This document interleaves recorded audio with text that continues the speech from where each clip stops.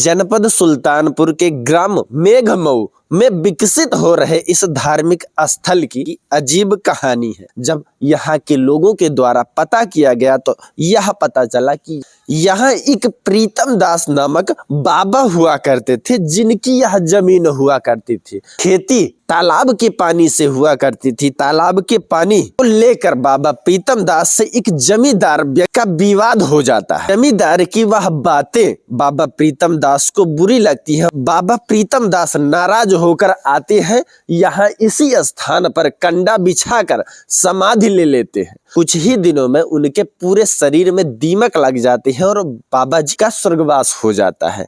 इसकी यह कहानी है। और जिस जमींदार ने बाबा प्रीतम दास को परेशान किया, उसके वंश का नाश हो गया, ऐसा यहाँ के लोगों द्वारा बताया गया है। इस समय कुछ लोगों के द्वारा चंदा एकत्रित करके इस स्थान को विकसित किया जा रहा है। यहाँ पर बाबा प्रीतम दास का समाधि स्थल है। पास ही बाबा प्रीतम दास की मूर्ति को स्थापित किया गया है। अयोध्या में भले ही गुरुकुल ना हो, परंतु गुरुकुल की जगह यहाँ पर प्राइमरी स्कूल आप देख रहे होंगे।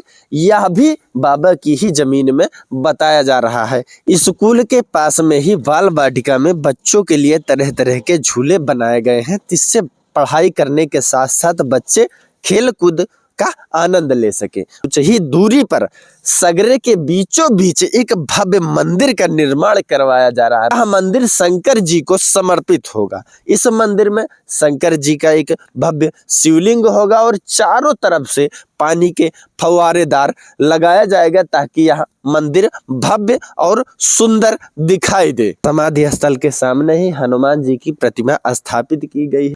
प्रीतम दास बाबा कि इस दिव्य धाम के बारे में आपको भी अगर कोई जानकारी है तो कमेंट के माध्यम से बता सकते हैं। बाकी मैं हूं नयन त्रिपाठी, आप देख रहे हैं अवधि भारत। जय हिंद।